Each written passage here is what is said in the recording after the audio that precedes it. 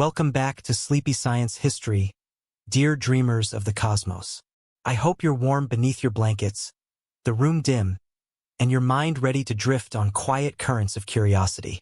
Tonight, we travel far beyond Earth, where the red sands of Mars whisper secrets only a few have heard. Together, we'll explore how plants might grow on Mars, a mysterious endeavor unfolding in NASA's hidden greenhouses. Let your thoughts float weightless as we uncover this gentle tale of life among alien skies. A story you'll want to follow until the very last, drowsy word. Hello, friend. Come in. Take off your coat. Mars can be chilly, even indoors, and find yourself a comfortable spot. I've put the kettle on, though the tea here is a little different from back home. You can hear the greenhouse humming quietly, like a cat napping beside the radiator. That's the sound of life support systems doing their delicate dance. I want to tell you a story, not of great battles or daring escapes, but of something softer and slower, the planting of a garden on Mars. It might sound improbable, even a little whimsical, but out here, in the middle of all this red dust and thin air, food is not just a luxury, it's survival. And survival, I've learned, can be beautiful. When I first arrived, the land beyond the windows felt silent. Not the peaceful silence of a snowy field, but a kind of deep, ancient quiet, like a library where every book is locked shut. No rivers murmuring, no leaves rattling, no birds flitting between branches. Just dust shifting in the breeze, and a horizon that seemed to stretch forever. But here inside, I had a table of trays waiting for me. The labels were small but hopeful. Potatoes, radishes, greens. I remember running my hand gently over the soil. Well, not real Martian soil, of course. Mars' native dirt is full of perchlorates, nasty chemicals that plants can't tolerate. What we had was a Martian soil simulant, a blend scientists back on Earth have perfected to mimic the texture and mineral mix without the poisons. Think of it like a stage set. The scenery looks right, but the dangers have been painted over. The first step in any garden is to prepare the soil. On Earth, you turn the dirt, maybe mix in compost, and let the worms do their quiet magic. Here, things are a little more hands-on. We add microbes, hardy little helpers that break down waste and release nutrients. Speaking of waste, and I promise this isn't as unpleasant as it sounds, much of our fertilizer comes from us. Every scrap of organic matter is precious. Food scraps, coffee grounds, even, well, the things we flush away. Out here, nothing is truly thrown away. It's all part of the cycle. I sometimes imagine the potatoes chuckling quietly to themselves. Oh, so that's what you had for dinner last week. If you were here, I'd hand you a small scoop of this composted mixture. It's dark, rich, and surprisingly pleasant smelling.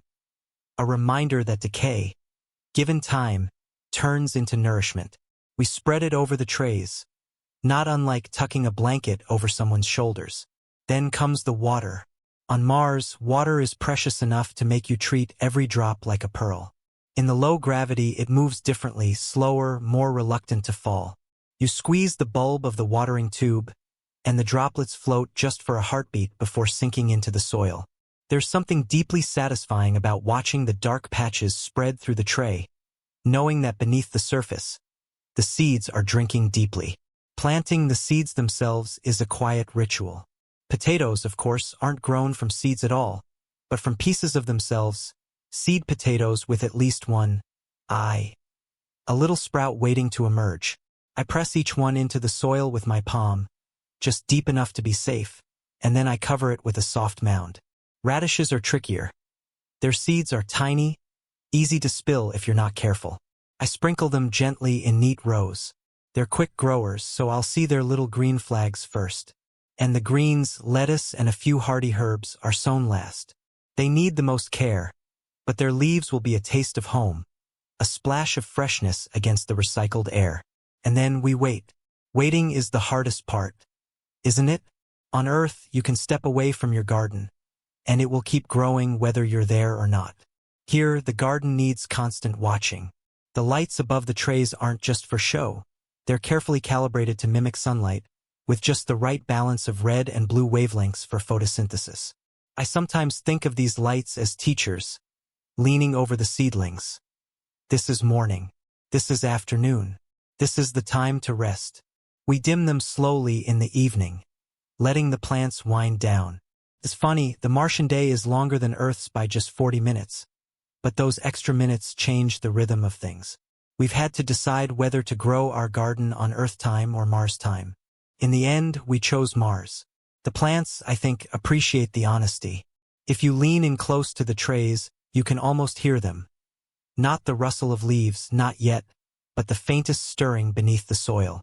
Roots testing their way downward, finding their balance. I remember the first time I saw a sprout here. It was a radish, 2 tiny green leaves pushing up against the weight of the simulant. For a moment, it felt like the planet had sighed. Just a little.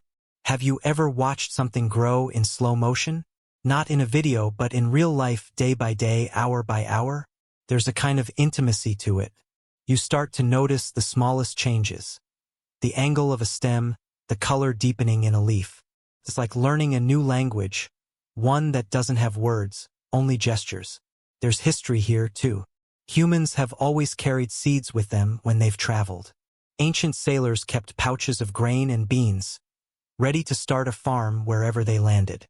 Settlers crossing continents brought apple seeds, not just for food, but for the promise of roots in both senses. Now we're just stretching that tradition a little farther. Instead of crossing oceans, we're crossing space. And instead of fertile valleys or riverbanks, we have this sealed room under a pale red sky. Some nights, when I can't sleep, I sit by the greenhouse window and look out at Mars. The land is still, its rocks older than anything I've touched on Earth. Somewhere beneath the dust are frozen pockets of water, the leftovers of ancient rivers and seas. I like to think the planet remembers them the way an old tree remembers the wind. Inside, the garden hums quietly. It's small now, just a few trays, a few hopeful shoots, but it feels like the beginning of something bigger. So here we are at the start of this journey. A person, a handful of seeds, and a stubborn idea. That life can take root anywhere, if given the right care. I can't promise you every seed will grow. Some won't. Some will stretch too far toward the light and wither, others will be content to stay small. But each one is a little experiment, a little vote of confidence in the future. And tomorrow we'll check the trays again. We'll adjust the lights, test the soil, and maybe, just maybe, we'll see another green sprout rise to greet the day. Now finish your tea. Outside, the Martian dust is settling for the night, and inside, the garden is settling too. We'll let them rest. The real work is happening quietly, where we can't see it.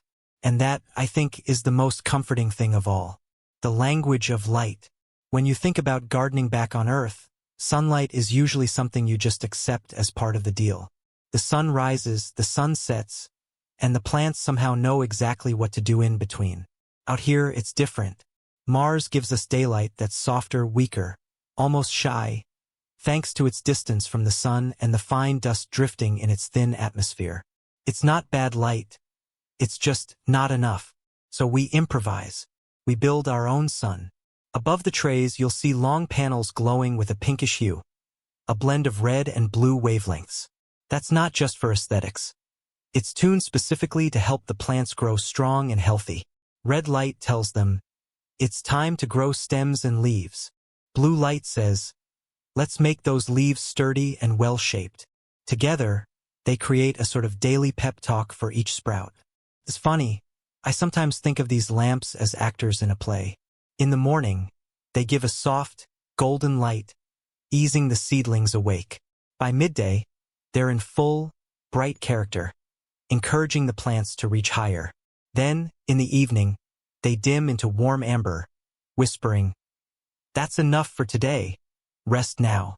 We can even mimic clouds, dawns, and sunsets by adjusting the brightness in small steps. It might seem like overkill, but here's the thing. Plants notice. They respond not only to the amount of light but to its timing and rhythm. Too abrupt a change and they get stressed. Yes, plants can feel stress in their own way. Have you ever had someone flip on a bright overhead light when you've just woken up? That's exactly what we try to avoid here. If you were here beside me now, I'd invite you to watch how the radishes lean toward the lamps. Their stems have a slight curve, always aiming at the brightest spot. This is called phototropism, and it's their way of making the most of the light available. Back on Earth, the sun moves across the sky, and the plants follow it. Here, the sun stays still, unless I program it to wander. Sometimes I do exactly that. I'll shift the lights from one side to the other during the day, just so the plants get a little workout, turning their leaves and stretching their stems. It's a kind of plant yoga, if you will. I have to admit, when I first started working here, I underestimated just how personal this job would feel. Adjusting the lights isn't just pushing buttons. It's like learning to listen to a friend. Too much light and their leaves droop, edges curling slightly. Too little, and they stretch desperately, becoming pale and spindly.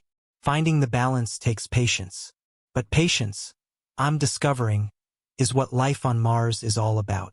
There's also a practical side to all this, of course. Light means energy, and energy means cost. Every photon our lamps produce has to come from somewhere: solar panels, batteries, and careful rationing. On Earth, the sun's generosity is free, but here, it's an investment.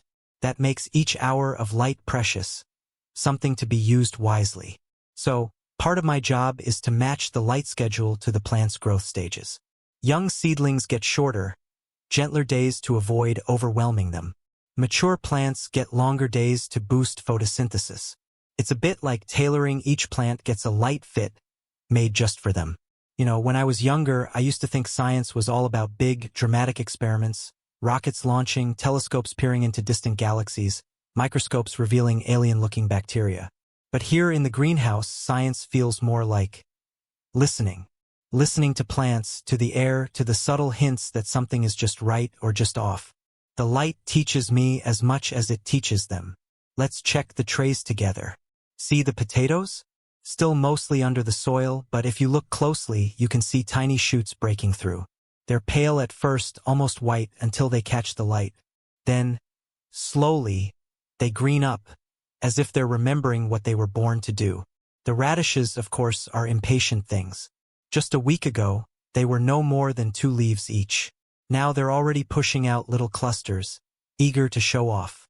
And the greens, lettuce, arugula, a touch of basil, are spreading in a slow, dignified way. They seem to enjoy the longer evenings I've been giving them. Sometimes I imagine the light as a language older than words. Long before humans knew how to farm, light and plants had already worked out their partnership. We're just joining the conversation late. Think about it. Every salad you've ever eaten, every apple, every loaf of bread, all of it began as sunlight, translated into sugars and starches by leaves. Without that, there's nothing. Here on Mars, that truth feels sharper. If I get the light wrong, there is no second chance. There is no other sun to save us. And yet, this responsibility doesn't feel heavy. Feels grounding. The routine of checking the lamps, adjusting the brightness, moving the seedlings when they get too cozy in one corner. It's a rhythm I've come to love. Have you ever tended a fire, making sure it doesn't burn too low or too hot? That's what this feels like. A slow, steady tending. By late afternoon, I start dimming the lights. Not abruptly, but in stages, like pulling sheer curtains across a bright window. The plants seem to sigh a little, their leaves relaxing. I swear, if you stayed here long enough, you'd see it too. The subtle way they settle in for the night. When the lamps are finally low, the greenhouse glows in warm tones. Outside, the Martian dust might be swirling in silence. But in here, it's all gentle warmth and the quiet promise of growth. Before I leave, I jot down a few notes in my log. Radishes responding well to extended mornings. Potato shoots emerging. Lettuce enjoying lower evening light. It's not poetry, but it's part of the record. A conversation between the gardener and the garden, written in the margins of each day. So that's today's lesson from the language of light. Not a grand breakthrough, not a spectacular moment, but a reminder that growth often comes from steady, careful tending. And maybe, just maybe, that's a lesson worth taking beyond the greenhouse walls. Now let's step outside into the corridor. The lights behind us are dimming toward night, and tomorrow's sunrise is already waiting in the program. We'll come back in the morning and see how the plants have answered today's gentle conversation. Because that's what this is, not commands, but a dialogue. Light speaks, plants respond, and we, if we're wise, learn to listen. The secret life of water. Water here is a guest we treat with the utmost respect. It doesn't tumble from the sky in generous drops, doesn't fill rivers or soak the ground after a storm. On Mars, water is shy, hidden away in frozen pockets beneath the soil or locked into minerals that hold it tight. The water in this greenhouse has traveled far to reach us, and I make sure every drop has a purpose. The tanks in the storage bay hold our lifeline. They're connected to a network of filters, pumps, and valves that keep the greenhouse supplied. It's not just about quantity, it's about purity. Plants can be surprisingly fussy about what they drink. Even tiny traces of salts or minerals in the wrong balance can slow their growth. That's why we test our water constantly, adjusting its chemistry so it feels as close as possible to a rain shower back on Earth. When I water the seedlings, I never pour freely. Out here, a flood would be wasteful and even dangerous. Instead, I give the roots just enough to drink deeply without drowning. You can think of it like serving tea to a friend, a warm cup, not a brimming bowl. Have you ever watched how a plant reacts to just the right sip? Leaves seem to lift, colors deepen, and the whole thing feels somehow more alive. The potatoes are the most forgiving drinkers. They like the soil a little on the moist side, especially while they're building their underground stores. Radishes prefer a lighter touch, too much water and their roots split, as if they've grown impatient with the excess. The greens fall somewhere in between, delicate enough to notice every inconsistency, but quick to forgive if you get it right the next day. Every drop that goes into these trays eventually comes back to us in some form. The greenhouse air is carefully monitored for humidity. When the plants release moisture through their leaves, a process called transpiration, we capture it with condensers, filter it, and send it back into the system. Nothing is wasted here. It's the same water cycling through again and again, like a story told from different perspectives. On Earth, we tend to think of water as endlessly abundant. Turn a tap and it appears. But here it feels more like a treasured heirloom. You pass it carefully from one hand to another, knowing it has been with you longer than you can remember. In fact, some of the molecules in this greenhouse water are unimaginably old, older than Earth itself. Water formed in the cold clouds of space, drifted into the solar system, and eventually found its way here. Now it's coaxing radish seeds into life. I've learned to listen for water's subtle messages. When I check the soil, I press my fingers into it and feel its temperature and texture. A cooler feel usually means there's still moisture below. The scent of damp simulant carries its own hints. Sharp when it's dry, mellow when it's just right. Sometimes I use a moisture meter for precision, but I like to trust my senses first. Tools confirm what instinct already suggests. Water, like light, has its rhythm here. In the morning, I give the plants their main drink, when they're most ready to draw it up. By afternoon, they're basking in the day's light, busy with photosynthesis, turning water and carbon dioxide into sugars. In the evening, the roots rest, the leaves relax, and the air fills with a faint green aroma that reminds me of a summer garden at dusk. Have you ever noticed how water can change the sound of a place? Before watering, the greenhouse feels hushed and dry. Afterward, there's a faint hum from the wet soil cooling the air, a soft settling sound as droplets find their way down to the roots. If you lean in close, you might hear the occasional snap of tension releasing in a leaf, a tiny sign of comfort. I think about the old farmers who read rain in the wind or the shape of clouds. They would have found our methods here strange. Delivering measured milliliters through tubes, recycling vapor with machines, turning wastewater into something fresh enough for seedlings. And yet, the intention is the same, to give plants the right drink at the right time. There's a lesson in that, I suppose. Conditions change, the field, the climate, even the planet, but the relationship between water and life stays constant. It's a conversation we've been having for millennia, carried on now in this glass and steel greenhouse under a pale Martian sky. Some days, when I'm refilling the irrigation lines, I think about how this same water might one day flow through pipes to other habitats, or drip into other gardens on other worlds. The idea makes the work feel bigger than this one room. Each drop is a tiny ambassador, carrying the potential for life wherever it goes. I keep a small glass jar on a shelf by my workstation. Inside it is a single drop of water suspended in clear resin. It's a reminder not of scarcity, but of connection. That drop could have fallen as rain in an ancient forest, frozen in a polar cap, or been part of a wave on some distant ocean millions of years ago. Now it's here, part of our careful choreography of growth. At the end of each day, I check the humidity levels and make sure the condensers are running smoothly. The captured water trickles into storage, ready to be filtered and returned to the trays. It's a quiet satisfaction, knowing that nothing leaves, that everything circles back. Like the garden itself, water on Mars must learn to live in a loop. This system isn't perfect. Sometimes a seal leaks or the filters clog, and we have to improvise repairs with whatever parts we have. But that's part of the beauty. It keeps you attentive, keeps you present. There's no taking it for granted. Every liter is accounted for, appreciated. When I finally turn off the lights and step out into the corridor, I know the water is still at work. In the darkness, roots draw it in, cells use it to build, and leaves will release it back into the air. By morning, it will be ready to start the cycle again. There's a rhythm as steady as breathing. You could say the plants here are learning the language of Mars, but I think it's more that Mars is learning the language of life. And water, patient, ancient, endlessly adaptable, is the translator. The quiet work of soil. The trays look still on the surface, but most of the action in a garden happens where you can't see it. Beneath that dark, fine simulant is a whole invisible world, one that decides whether the plants here will thrive or fade. I've come to think of the soil, or in this case, the soil's carefully crafted substitute, as the foundation of every conversation between me and the plants. Without the right base, all the light and water in the world can't coax a healthy harvest. The simulant we use isn't dug from Martian ground.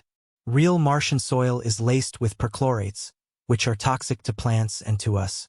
Instead, we work with a blend made on Earth, engineered to match the mineral content and texture of the real thing, minus the hazards. It's made from crushed basalt and other volcanic rock, which gives it that soft, gritty feel between the fingers. When I press a pinch between my thumb and forefinger, it holds together just enough to suggest a memory of clay, but crumbles easily. A good sign for roots that will need to breathe. Of course, bare rock powder is not enough for life. On Earth, natural soil is a living thing, an ancient community of decomposed plants, tiny organisms, fungi, and minerals, all layered and intertwined like a well-woven fabric. Here, we have to build that community from scratch. That means introducing organic matter, composted plant scraps, bits of paper fiber, even processed waste, to add texture and nutrients. And it means seeding the simulant with microbes. You might be surprised how much of gardening is really about looking after the tiniest creatures you'll never meet face to face. Microbes are the quiet chemists of the soil. They break down organic matter into forms plants can absorb. They help regulate the balance of nitrogen, phosphorus, and potassium, the big three nutrients every plant needs. Some even form partnerships with roots, trading minerals for sugars in a handshake that's been happening for hundreds of millions of years. On days when I'm working the compost into the trays, I imagine these microbes as the garden's backstage crew. You won't see them take a bow, but the show wouldn't go on without them. It's a comforting thought that even on Mars, life can create its own hidden support network. Texture matters here almost as much as chemistry. Too dense, and the roots will suffocate. Too loose, and water drains away before the plants can sip it. I test the balance by lifting a handful and letting it fall back into the tray. If it lands in soft clumps that break apart easily, we're in the right zone. If it packs into hard lumps, I mix in more fibrous material. If it falls like dry sand, I add a little more organic matter to hold the moisture. Earthworms, of course, would be the perfect helpers for this job, but we're not quite ready to import them here. Instead, we mimic their work with tools, aerating the simulant gently so it doesn't compact, and rotating the trays so they don't develop dry or wet patches. I use a narrow-tined fork for loosening, turning it slowly, careful not to disturb the roots that are already exploring. There's a particular scent the soil takes on when it's balanced and healthy. A faint, sweet earthiness that reminds me of early spring back home. It's not the same as the deep, loamy perfume of a forest floor, but it has its own quiet appeal. On Mars, even a hint of that aroma feels like a luxury. Sometimes I pause to think about how strange this must be for the plants. In their evolutionary history, they've known soils made by wind, rain, ice, and countless cycles of growth and decay. Here, their ground is brand new, assembled in a lab and shaped by human hands. And yet, they adapt. Roots curl through the simulant as if it were any other soil, finding pockets of moisture, branching toward richer patches. I've learned to read those roots when I transplant. Potatoes send out thick, determined runners. Radishes have neat, tidy taproots. Greens make a web of fine threads. Healthy roots are firm, white, or pale cream in color. When I see that, I know the soil is doing its job. You might wonder what happens when the nutrients run low. On Earth, nature usually replenishes them through falling leaves, animal droppings, or floods bringing fresh sediment. Here, it's up to me to notice the signs, yellowing leaves, slower growth, and to feed the soil accordingly. I add compost teas or nutrient solutions, letting them seep in slowly so the microbes can do their work without shock. I keep a small jar of the earliest simulant we worked with before we enriched it. It's pale, dry, and lifeless, just powdery rock. Whenever I look at it, I'm reminded of the transformation that's possible. Given the right attention, that barren dust became a medium for life. It's not so different from what plants themselves do with light. Turn something intangible into something nourishing. The soil here has no seasons except the ones we give it. Back home, winter would bring rest and summer would bring abundance. In the greenhouse, I can keep the trays in perpetual spring if I wish. But I've found it helps to let the soil rest now and then, even if the climate is artificial. I'll rotate crops, leave a tray fallow for a week or two, and let the microbial community settle before planting again. It's a small kindness, and I think it pays off in healthier plants. I sometimes picture the soil as a slow-moving river. Nutrients flow through it, taken up by roots, released again by decomposition, carried along by water, anchored by mineral particles. The river here is small, but it's part of a much larger cycle, one that stretches from the compost bin to the storage tanks to the trays, looping back on itself endlessly. Even the act of planting feels different once you understand this hidden life. Pressing a seed into the soil isn't just about putting it in a safe place. It's introducing it to an entire neighborhood, one that will feed and protect it if all goes well. When I finish tending the trays, smoothing the surface after aerating or feeding, I like to rest my hand flat against the soil for a moment. It's warm, faintly damp, and steady. All the visible life in the greenhouse depends on this unseen community. It's humbling and oddly reassuring to know that even in a place as stark as Mars, the same rules of connection and exchange still apply. If you've ever cared for a houseplant, you've had this conversation too, even if you didn't know it. Every time you water, every time you refresh the potting mix, you're keeping that invisible world alive. Here, the stakes are higher, but the principle is the same. I've begun to think of the soil as a promise, that life can be built from almost nothing if you give it the right conditions. On a planet where the ground outside the window could never support a seed, we've made a pocket of Earth's generosity. At the end of the day, when I look across the greenhouse, I see more than green leaves. I see the quiet work happening below, the roots reaching through their handmade world, the microbes passing along their gifts, the minerals holding the whole thing together. It's a reminder that growth, whether in plants or in people, often starts in places no one can see. The breath of the garden. Air in the greenhouse is never still. It moves in soft currents, guided by quiet fans and hidden vents, touching every leaf in turn. You might not notice it at first, but the plants do. Their stems lean, their leaves flutter almost imperceptibly, and the tiniest hairs along their surfaces catch those invisible waves. This movement isn't just pleasant background. It's part of the life support conversation we have with the garden every day. Every breath we take in here is connected to the breath of the plants. We exhale carbon dioxide, the very gas they need for photosynthesis. In return, they release oxygen, which keeps our lungs happy and our minds clear. It's a partnership older than our species, older than any human memory, and yet, on Mars, we've had to become its caretakers in a way we rarely think about on Earth. The air here isn't simply there. It's made. Oxygen is generated by machines or brought with us, mixed with nitrogen for balance. Too much oxygen, and fires become a danger. Too little, and neither we nor the plants will thrive. The carbon dioxide levels are carefully monitored, high enough to feed the plants, but not so high that they overwhelm the system.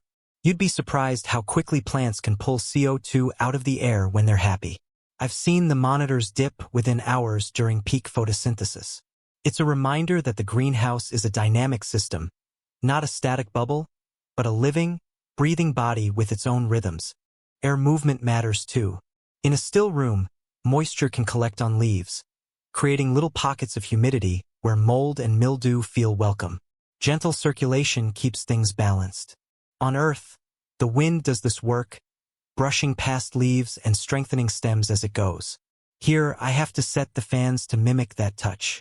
Too strong, and the plants spend all their energy bracing against it. Too soft, and they grow thin and fragile. I often think of this as giving the plants a daily exercise routine. That subtle resistance builds stronger tissue, just as walking against a breeze builds our own muscles. The radishes, especially, seem to enjoy it. Their leaves quiver like they're laughing at a private joke in the air. Humidity is another layer of this puzzle. On Earth, humidity is often just a number you check on the weather report. In here, it's a delicate balance between too dry and too wet.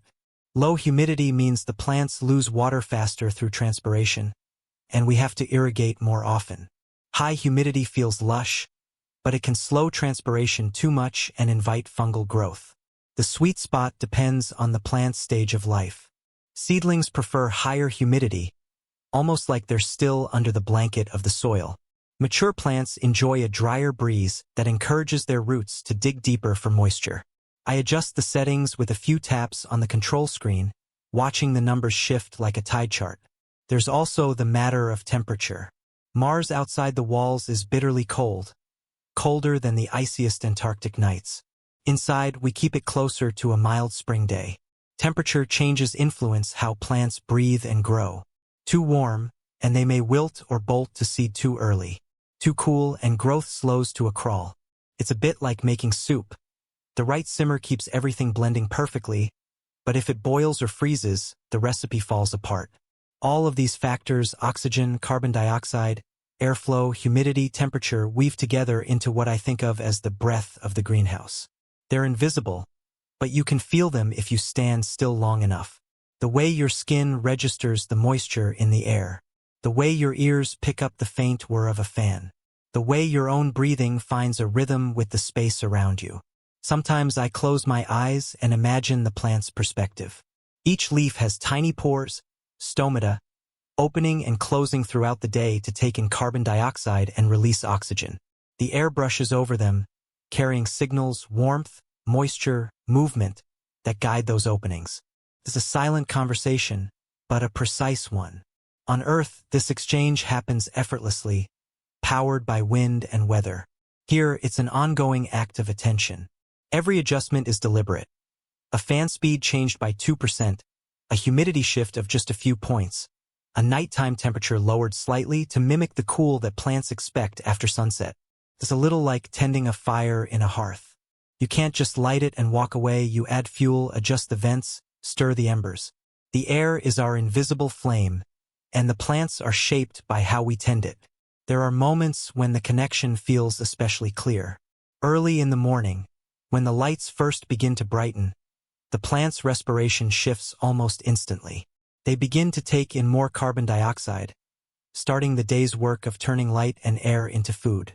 I take my own first deep breath then, and the air feels somehow fresher. Not because of any measurable change, but because I know the process has begun. Even my own movements play a role. Walking between the rows stirs the air, carrying my exhaled carbon dioxide to the leaves. Leaning in to inspect a seedling, I can imagine my breath swirling gently over it, a reminder that we're part of the same loop. This awareness has changed the way I think about air beyond the greenhouse too. On Earth, we often forget how connected we are to every breath we take. Out here, the connection is impossible to ignore. The air is finite, shared, constantly renewed through a cycle that links humans, plants, and machines. When I finish the day's adjustments, I make a note in the log. CO2 stable, humidity optimal, airflow steady. The numbers are important, but they're only part of the story. What matters most is the feel of the space, the way it welcomes you in, the way it seems to hum softly with its own quiet life. The garden's breath is not dramatic. You won't see gusts bending stems or clouds of mist drifting across the room.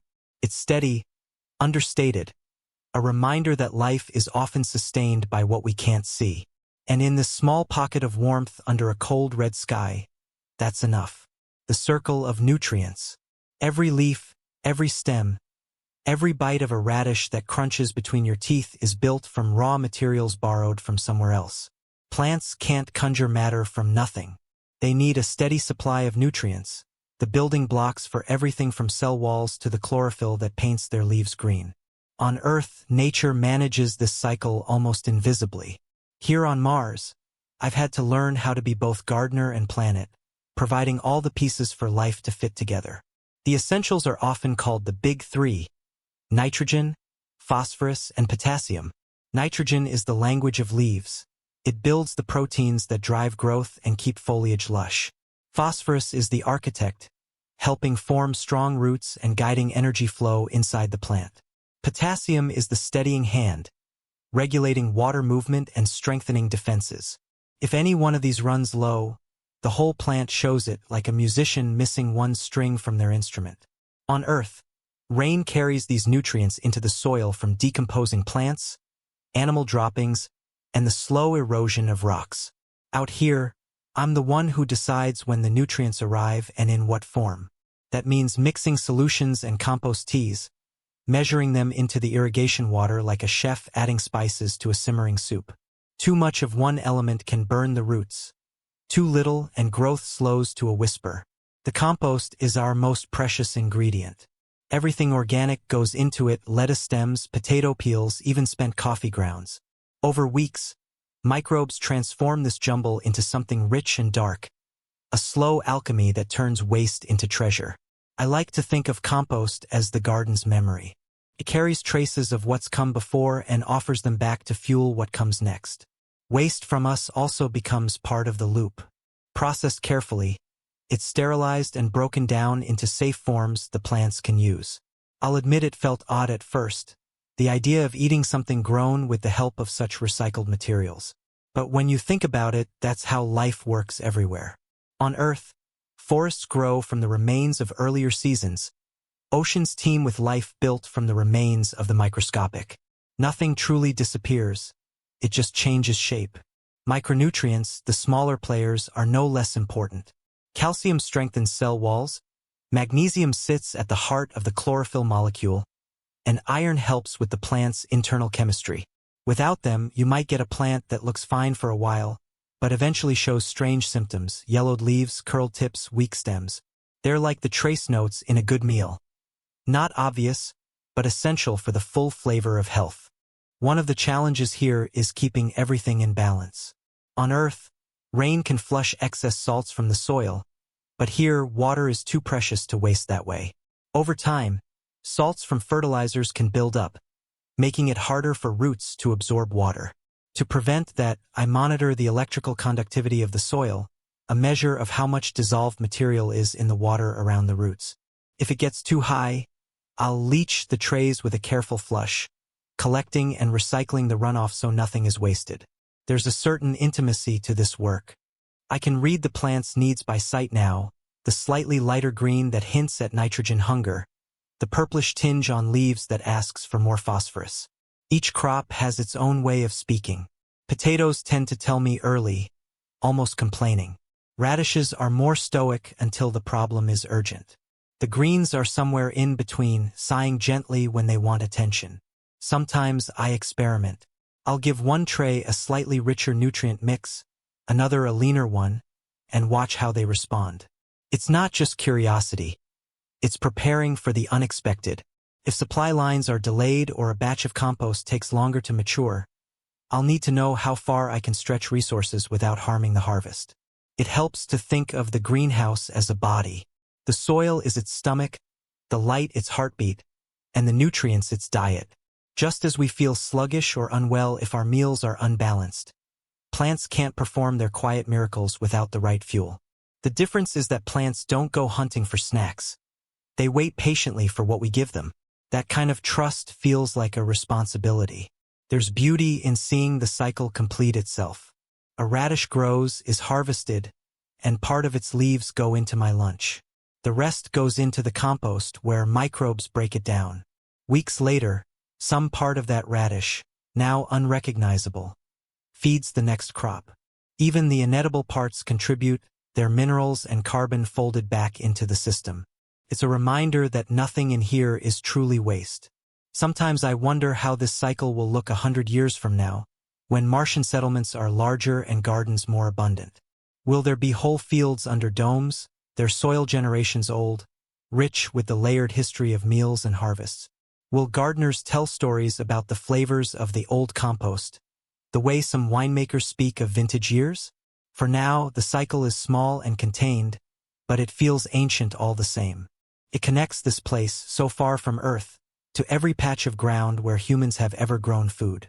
The same dance of nutrients, the same quiet cooperation between plant and planet, is happening here in miniature. At the end of a feeding day, when I've mixed and delivered the nutrient solution, I like to watch the leaves for a few minutes. There's no dramatic change, no sudden transformation. But I know the roots are drinking deeply, pulling in what they need to build tomorrow's growth. It's the kind of satisfaction that comes from knowing you've met a need before it became a problem. If you've ever tended a small garden, you know this feeling, the quiet confidence that comes from seeing green respond to your care. On Mars, that feeling is magnified. Each healthy leaf is proof that we can take the barren and make it fertile, that cycles older than humanity can be carried forward to new worlds. And in that sense, every radish and potato here is more than food. It's a promise that, with enough patience and attention, we can keep the circle unbroken. Even under a sky where nothing grows on its own, the dance of nutrients can go on, as steady and sustaining as any tradition we brought with us. The companions we grow. Plants, like people, rarely do their best work in isolation. Place the right species together and something subtle happens. They share space, exchange invisible favors, and balance one another's needs. This practice has a long history on Earth, where farmers learned that certain plants thrive when grown side by side. Out here, on Mars, I've found that companion planting can be just as valuable, though the reasons for doing it are shaped by the constraints of this little dome of life. Each tray is a miniature neighborhood, and I think carefully about who lives next to whom. Take radishes and lettuce. Radishes grow quickly, shooting up leaves and swelling their roots in just a few weeks. Lettuce is slower, taking its time to spread. Plant them together, and the radishes are ready for harvest before the lettuce even begins to crowd. This means one set of plants is making use of the light and space while the other is still settling in, a polite handoff from one neighbor to the next. Some combinations offer more than just timing benefits. Basil, for example, has a scent that discourages certain insect pests. Here, we don't have Earth's full range of bugs to worry about, but the principle still applies. Even within the greenhouse's sealed environment, small hitchhikers can occasionally arrive with seeds or supplies. A tray of basil among the greens is like posting a quiet but effective security guard at the gate. On Earth, farmers sometimes plant beans alongside corn. The beans fix nitrogen in the soil, pulling it from the air and storing it in nodules on their roots, which helps the corn grow tall and strong. Here, we can mimic that dynamic on a smaller scale, pairing legumes with crops that are heavy nitrogen users. It's not magic, just biology, but it feels magical when you see both thriving. Companion planting also creates a more efficient use of space. In a greenhouse where every centimeter is valuable, I can't afford to leave bare soil waiting for a single crop to mature. Taller plants can shade those that prefer cooler roots. Low-growing herbs can fill the gaps between larger vegetables. The result isn't just a mix of colors and shapes, but a layered ecosystem, each tier contributing to the whole. I've noticed that mixed trays tend to hold moisture better. Dense planting reduces evaporation, which means less water loss into the air and more stability in the soil. This is a quiet benefit, one that doesn't draw attention but saves resources over time. If you've ever walked through a shaded forest and felt the coolness beneath the canopy, you've experienced the same principle on a larger scale. There's also a psychological comfort in variety. Rows of identical plants have their appeal, but a mixed bed feels more alive, more like a conversation than a monologue. It draws the eye differently each day, a basil leaf unfurling here, a radish top pushing higher there. For someone tending the same space day after day, that variety is its own form of nourishment. I pay attention to root competition, too. Some plants send their roots deep, tapping into water reserves far below the surface, while others spread them just under the soil. Pairing one deep-rooted crop with a shallow-rooted one means they draw from different layers, reducing the chance of crowding each other out. It's a bit like sharing a kitchen. If one person works at the counter and the other sticks to the stovetop, no one has to elbow for space. Even the timing of light use can be complementary. Fast-growing crops like radishes absorb a lot of light early in their life, while slower growers ramp up later. By the time the lettuce is stretching toward full maturity, the radishes are gone, leaving more light for the remaining plants. It's an ebb and flow, a relay race where the baton is space, water, and light.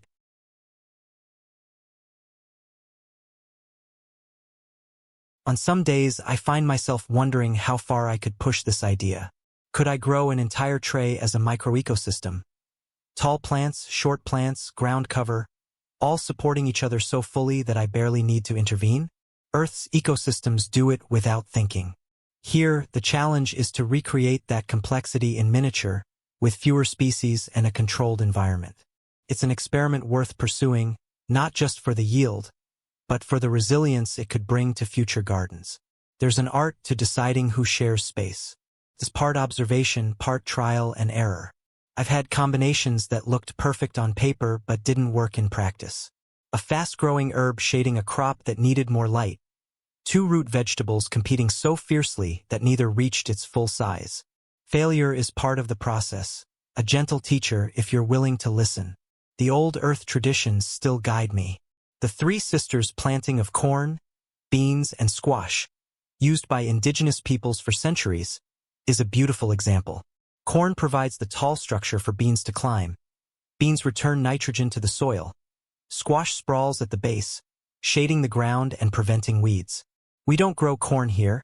It's too tall for our space. But the idea of mutual benefit is timeless. Sometimes I choose companions for flavor as much as function. Basil beside tomatoes, for example, not only benefits the plants but makes sense in the kitchen. When harvest time comes, you have the makings of a meal already side by side. It's like packing two friends together on a long journey because you know they'll get along and keep the conversation lively. In the stillness of the greenhouse, these small partnerships take on a quiet elegance. They remind me that even in a place designed for control, where light, water, and air are measured and programmed, there is room for relationships to shape the outcome. Not all cooperation is visible, but you can feel it in the health of the leaves, the steadiness of growth, the way the soil stays just right between waterings. If you lean close to a tray of mixed crops, you'll see how the leaves overlap, catching light at different angles, creating a patchwork of shadow and glow. The roots below weave around each other, sometimes touching, sometimes keeping a polite distance. It's a living mosaic, one that changes a little every day. There's comfort in knowing that these plants are not alone, that even in the thin air of Mars, we can build communities, small, green, and quietly thriving. It's a reminder that survival isn't just about endurance. It's about connection, about finding ways to fit together so that everyone, plant or person, has what they need. When I harvest from these companion beds, I take only what's ready, leaving the rest to continue their shared work. A radish comes up, and the lettuce beside it spreads into the new space. A sprig of basil is cut, and its scent lingers over the remaining plants, perhaps deterring the next adventurous pest. The garden reshapes itself gently, without disruption. Companion planting isn't a trick or a shortcut. It's a slow, observant practice, one that rewards patience and attention. On Mars, where resources are limited and every decision matters, it's also a quiet kind of resilience. The more the plants can do for each other, the less strain there is on the systems that keep them and us alive. And maybe that's the lesson worth carrying beyond the greenhouse. That the right partnerships can turn a small, fragile space into something greater than the sum of its parts. In the hush of the Martian garden, that truth grows as surely as the leaves themselves. The art of pruning and guiding. There's a temptation, when you see green life pushing upward, to leave it completely alone. To let every stem, leaf, and tendril follow its own path. After all, growth feels sacred, especially here, where the outside world is nothing but dust and cold.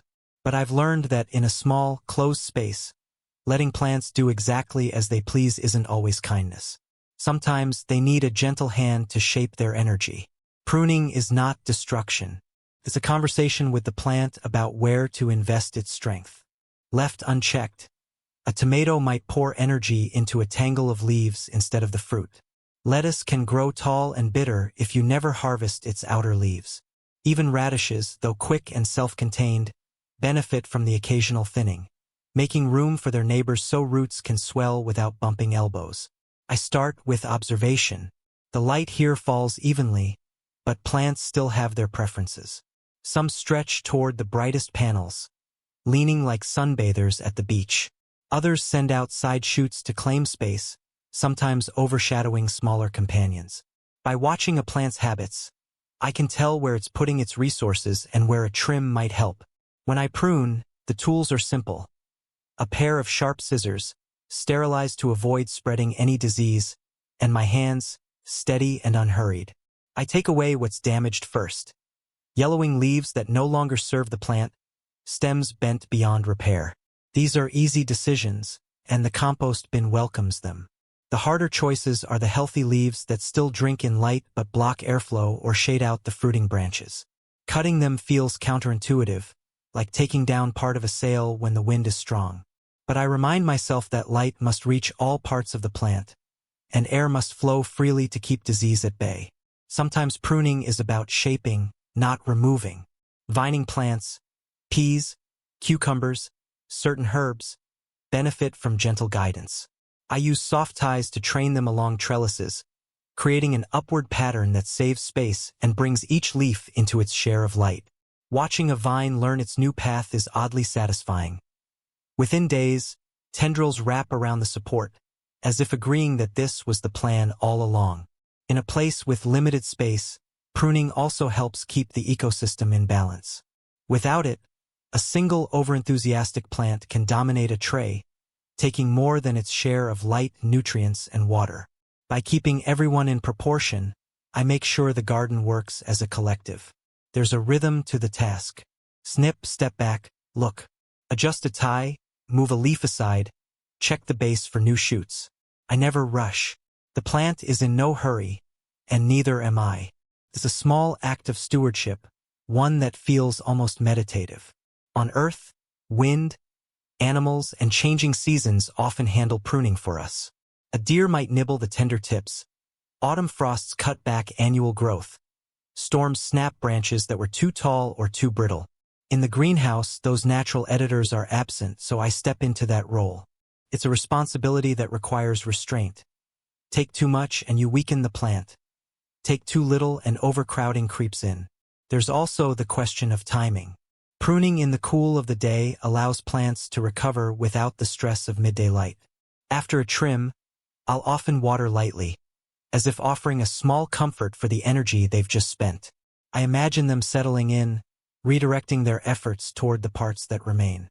Guiding growth isn't just vertical. With some plants, I pinch back the tips to encourage bushier shapes, more branching, and therefore more flowers or leaves. This is especially useful for herbs like basil and mint. Without it, they race upward, flower too soon, and lose some of their tender flavor. A quick pinch sends a message. Stay a while longer in your leafy stage. There's more to enjoy here. Sometimes I let a plant teach me. I once had a cucumber vine that ignored every trellis I gave it, curling in on itself like a sleeping cat. I adjusted my plan, letting it sprawl low across a bed of lettuce. The leaves provided shade for the greens, and the cucumbers found their way to the edges where I could harvest them easily. It wasn't what I'd intended, but it worked. A reminder that guidance is a partnership, not a command. Every clipping and tie-off goes into the compost, feeding the next cycle. Nothing is wasted. Even the stems that once reached for the lights will, in time, return as nutrients to the roots of the next generation. Pruning and guiding also have a psychological effect on me. There's a sense of agency in shaping the garden's form, a quiet affirmation that we're not just observers here but participants.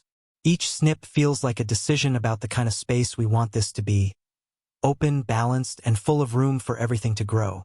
If you've ever tidied a room, rearranged furniture, or trimmed a hedge back home, you know the small satisfaction of order restored.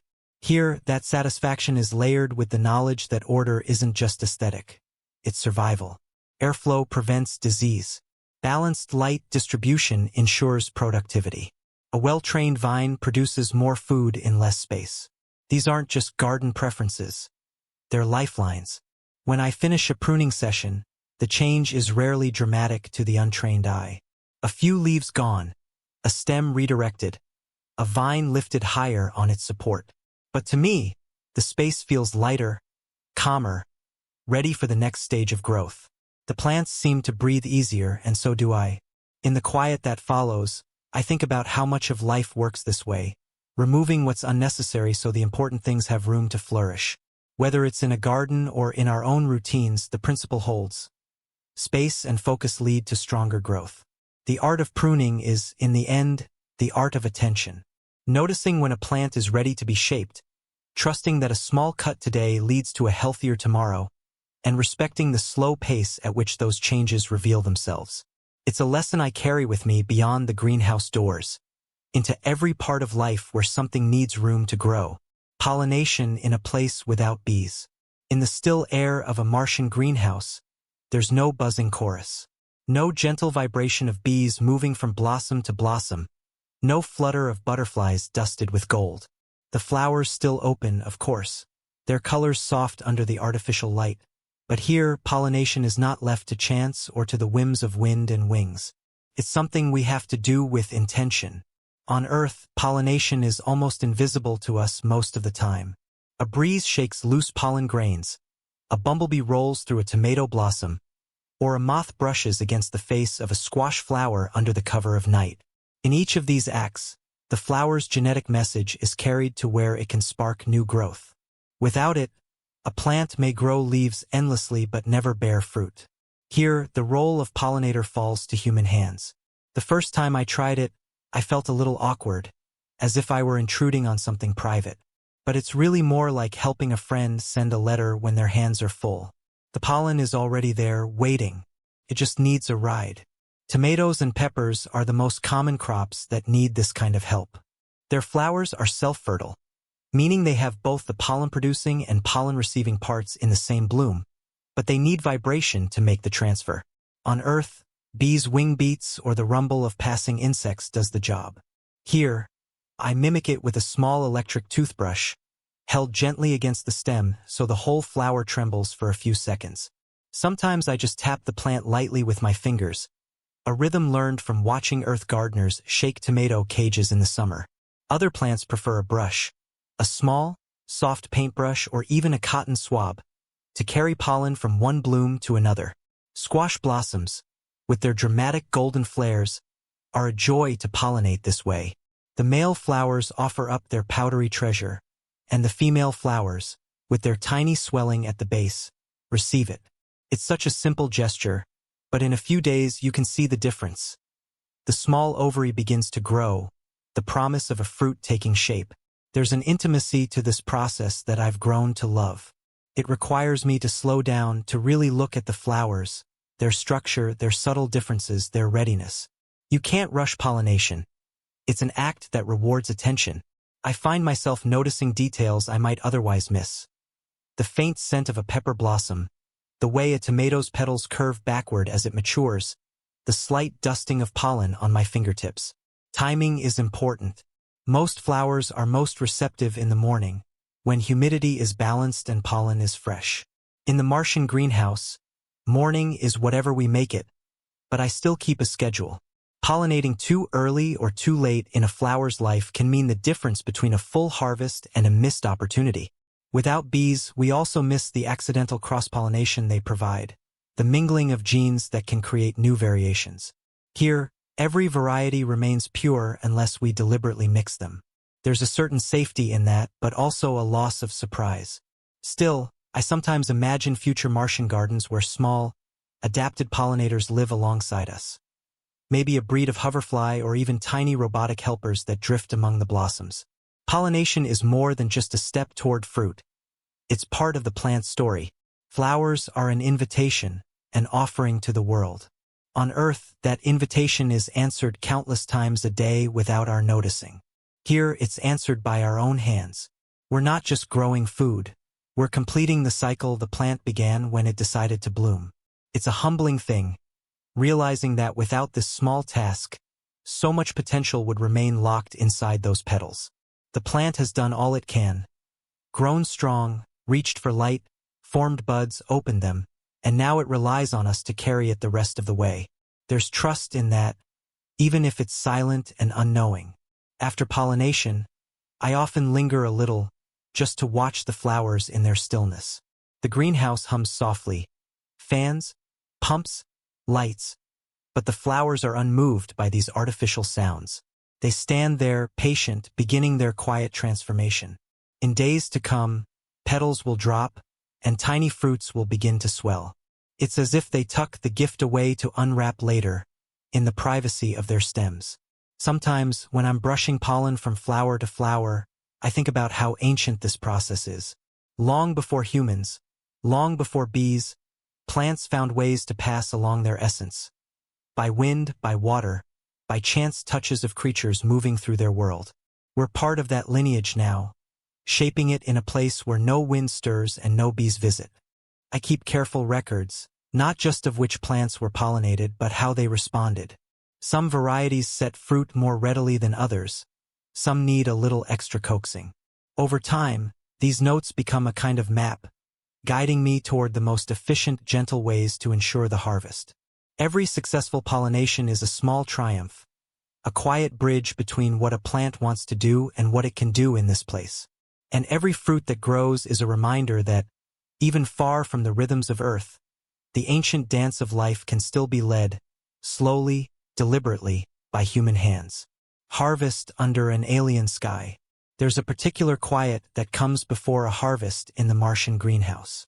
The fans still hum, the lights still glow, but the air feels different, charged, almost, as if the plants know the moment has come.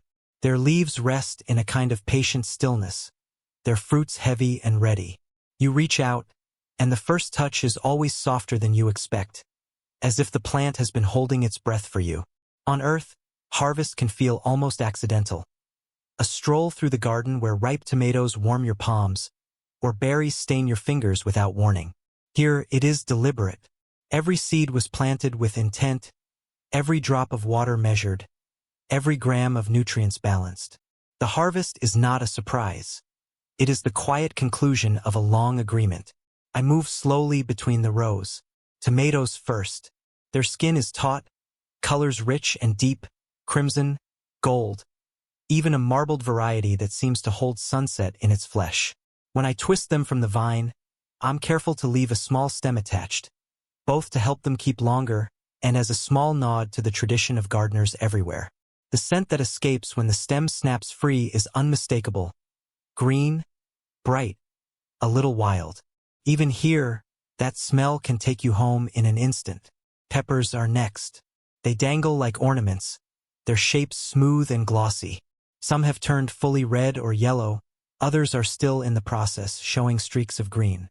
Each one feels like a small lantern, carrying light inside its walls. Cutting them free with a small pair of shears, I stack them gently in a basket. They click softly against each other, a delicate music in the otherwise hushed space. Lettuces and greens have a different rhythm to their harvest. You don't take them all at once. Instead, I pluck the outer leaves, leaving the centers to keep growing. It's a kind of generosity that benefits everyone. The plant continues its work, and we enjoy a steady supply rather than a single feast.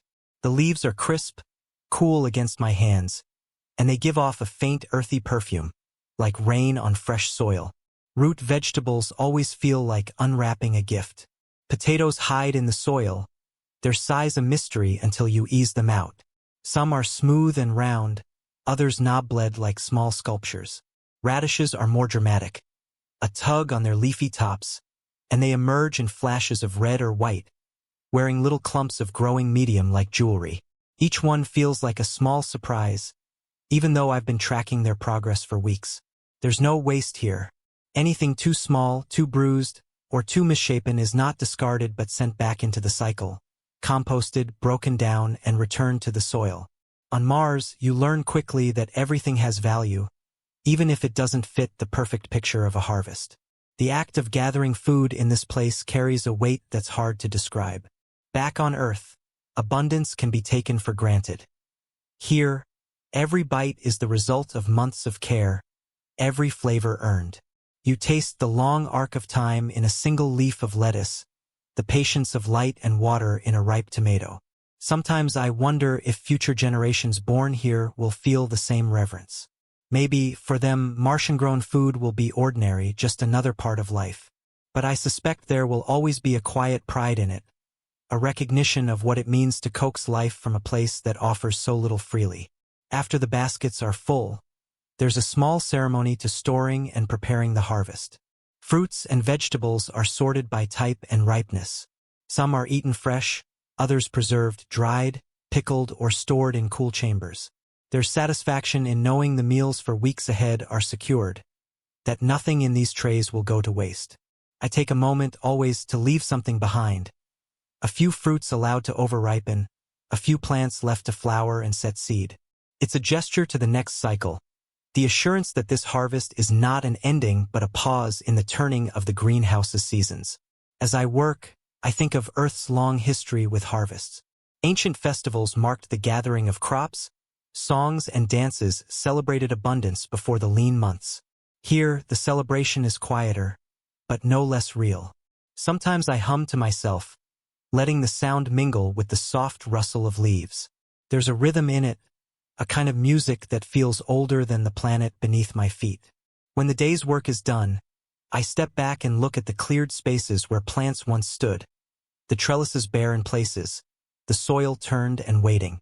Could feel like loss, but it doesn't. The empty beds are promise. Room for new seeds, new experiments, new beginnings. The garden breathes in cycles, and so do we. Even outside the greenhouse, harvest has a way of shaping the days.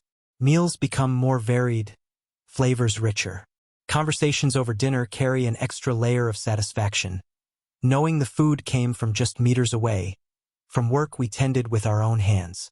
There's a thread that connects planting to harvesting to eating, and here that thread is unbroken, visible in every bite. Under the Martian sky, the concept of enough takes on a different texture. We don't measure harvests by surplus or by the weight of what's stored away. Enough is simply having what we need, when we need it, and knowing we can grow more. In that way, the harvest is both an ending and a reassurance.